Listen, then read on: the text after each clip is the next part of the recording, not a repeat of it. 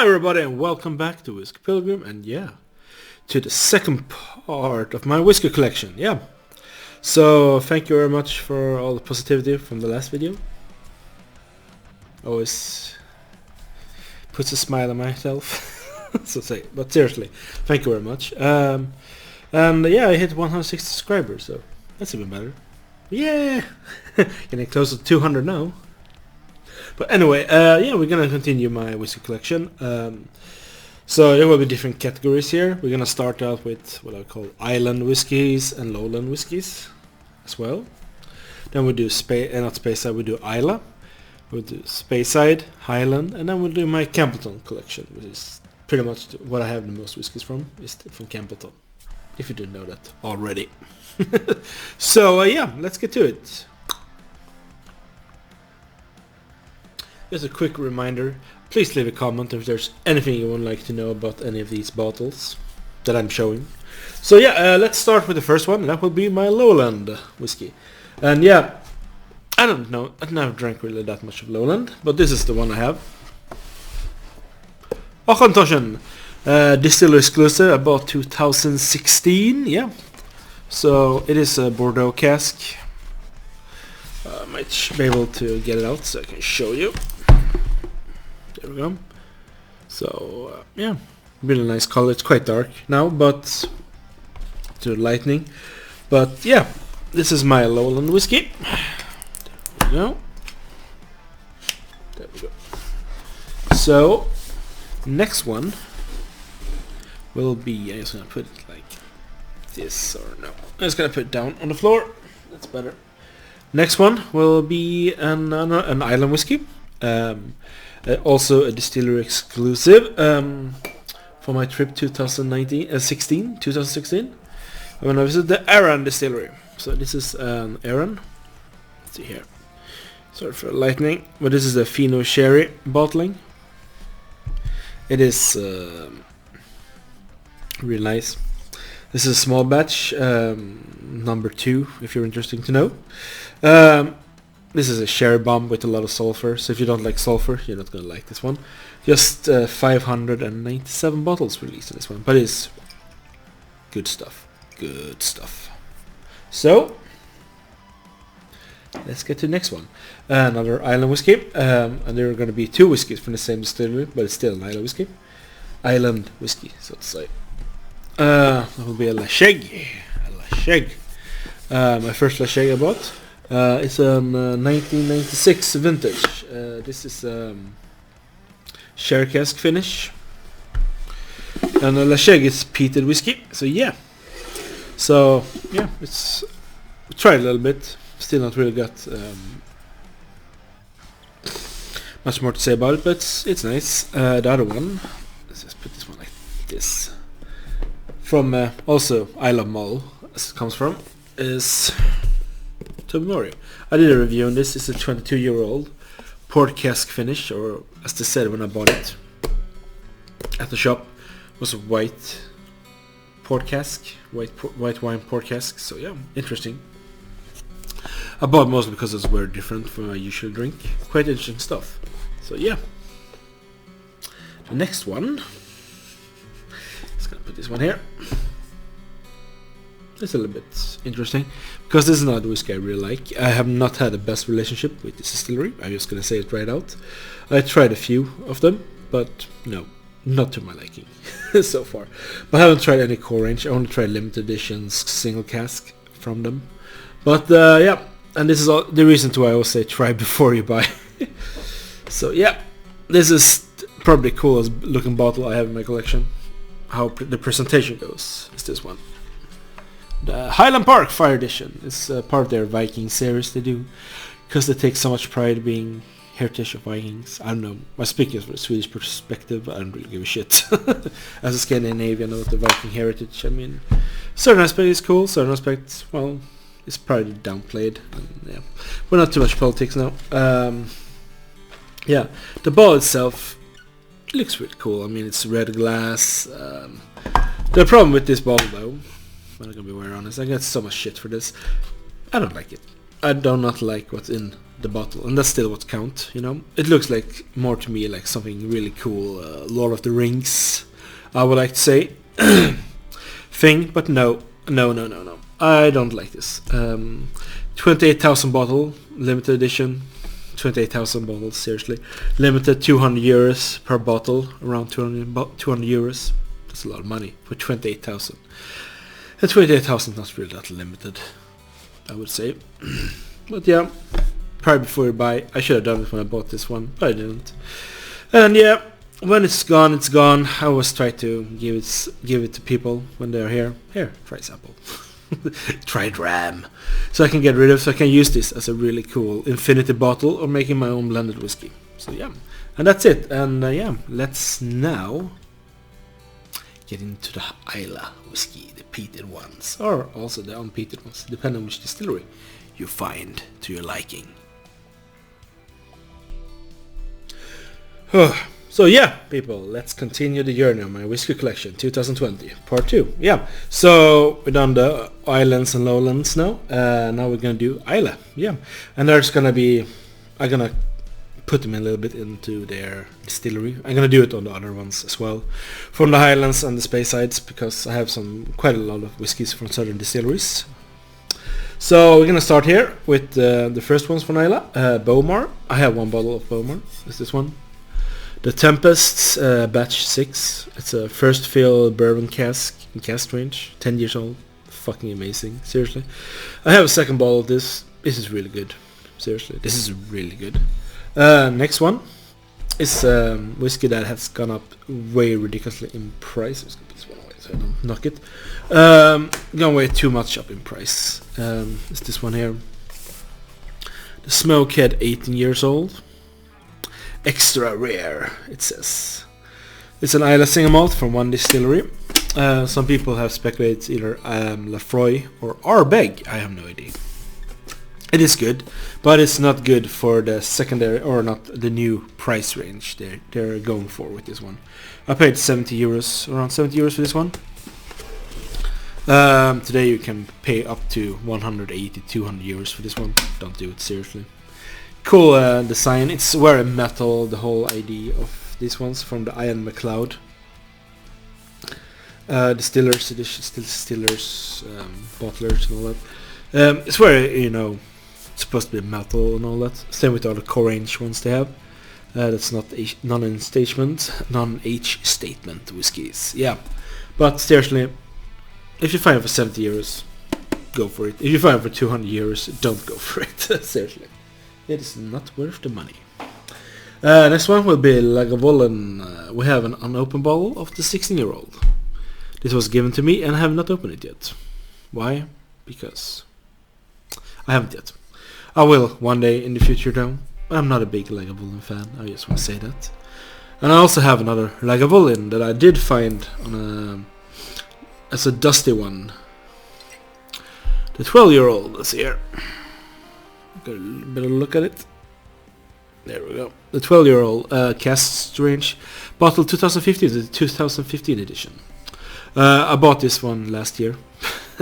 Or this year, I think it was. Yeah, it was this year. So, lucky me, I guess. So yeah, I found this dusty on a shelf in Denmark, so why not buy it? Anyway, let's continue our journey into Islay. Yeah. Now we're gonna continue with Ardbeg. Yeah, I have 3 bottles of Ardbeg. I have the standard 10-year-old. Amazing. This is a liter bottle though, but this is, if you like Islay peat or just peated whiskey, seriously, I would highly recommend it. Have this in your collection. I really do. It's really nice. Next one will be the Ugedal or Ugedal. I can't pronounce the G. It's too hard for me to pronounce sometimes. But yeah, this is really good. Between this one and the other one, I would say this one, of the cask strength ones. Yeah. So yeah, of the cask strength ones. Yeah, this is just incredible stuff. I haven't drinking so much of it because I have so many whiskies, and I don't always feel like drinking really heavily peated whiskies. But still, the other one is the Corey Reckon. Also, it's good, but I still think the Ugedal is better. And yeah. That is Ardbeg. Let's get into some Bunnahabhains right now. So yeah, let's continue with Bunnahabhain, and let's start with the magnificent 18-year-old Bunnahabhain. Yeah, this is an older bottling. They have a new label thing now, presentation. But seriously, Bunnahabhain 18-year-old is fantastic. Just fucking fantastic. And you also see here on some of the corks. This is Glenmorangie. Why? Because I always save the cork. Please, save the corks of whiskies you have been drinking, people. Because sometimes you just get bad corks. So, yep. But Bunnahabhain 18, seriously. Try it. Next one is quite an expensive one. But still, I think it's worth the money if you're willing to pay it. But please try before you buy. I could also say that this one has gone up. The 18-year-old has gone up ridiculously a lot in price. So, yeah, that's too bad. As is how it is, but this one. The Bunnahabhain 25-year-old, yeah. Cool stuff. Seriously. This looks like one of those instruments you go... It's just so I don't drop it. But yeah, this is a really great dram, this whole one. Unfortunately, it is crazy expensive. It's crazy expensive. I bought it though because I treated myself to a gift. So yeah, that's how it is. I do this once a year. I always try to treat myself with a certain gift. Or maybe 2 times. With something more expensive. If you feel like you want to do it, I do it. Not all the time. Now the most... yeah. At one point the most expensive whiskies I had. And I still think this is the most expensive whiskey I have. And it's also the oldest whiskey I have. And yeah, that's a Bunnahabhain. And this is this one. Independent bottler. From the Spirits Shop selection with Zanzibar as well. It's also an independent bottler, apparently. Yeah, this is a 35-year-old Bunnahabhain single cask. As I have understand it. It's a single cask or just a small batch. But it is... fantastic. So all the way from 1980 to all the way to 2015, this one laid in a sherry cask. It's not as dark as you would expect, but seriously, this is great stuff. So I bought this one as my 30th anniversary gift to myself, on my 30th birthday. So yeah, and now very soon I'm gonna turn 35. So this whiskey been there quite a long time in my collection, but I'm gonna see if I can finish it this year, actually, or have it when I'm turning 35 as a bottle kill, maybe. Not all of it, but you know, let's see. So yeah, that's my oldest one. Should you go for these old whiskies? Depends on you, I want to say. Always try before you buy. Only thing I do had hopes for is I could get a better presentation with a box or something. I didn't do it, even though a box shouldn't be the most important stuff, like with this one. It's still the content that counts in the bottle, in the liquid, but still. I paid 330 euros for this one, which is quite cheap if you compare it to certain places around the world.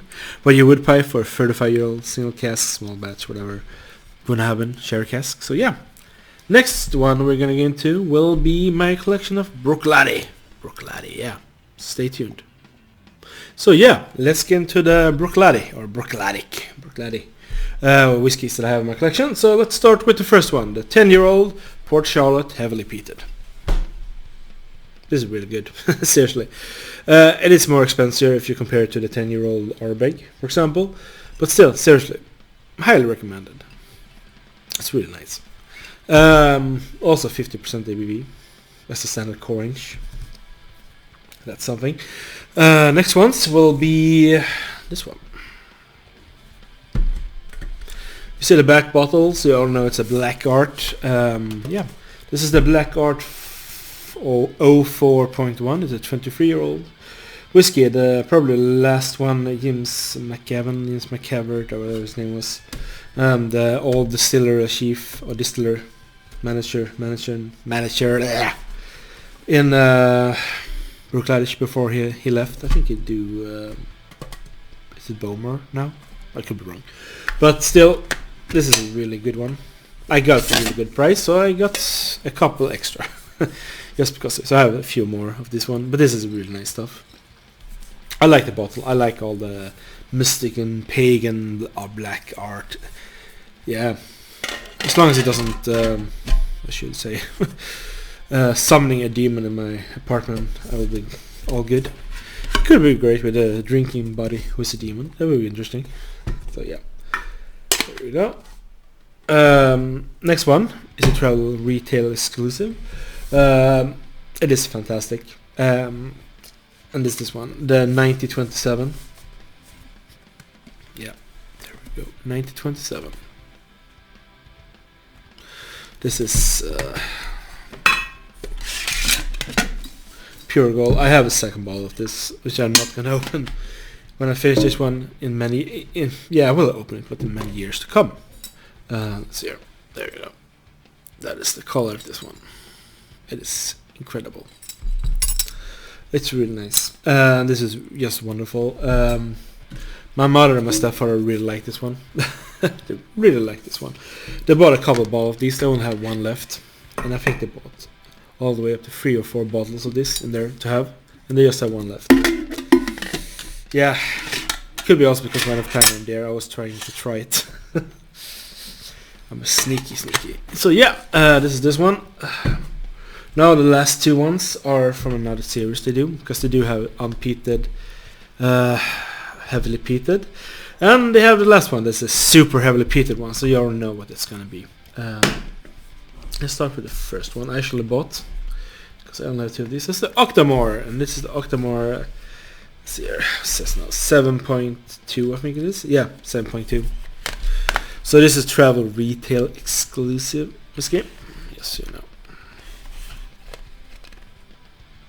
I haven't done a review on any of my Auchentoshan for a reason, because I destroy my palate when I do that. But still, I mean, it's a gimmick. Auchentoshan is a gimmick. Some of them are really good, but most of the time it's a little bit of a gimmick, isn't it? Yeah, in my view.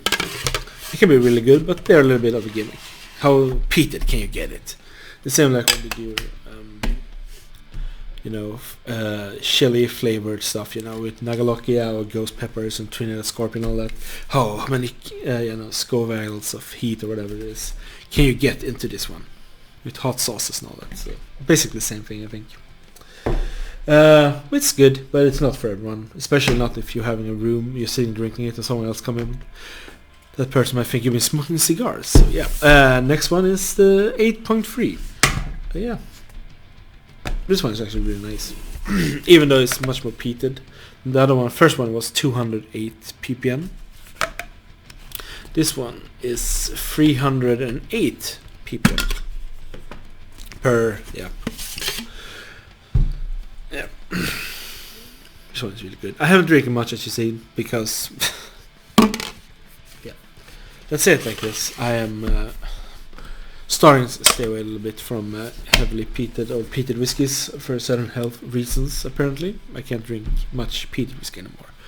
But anyway, please comment in the section if there's anything you want to know, and we're going to continue on to probably the most important whiskey distillery in my journey, because this is where it all started. So yeah, stay tuned.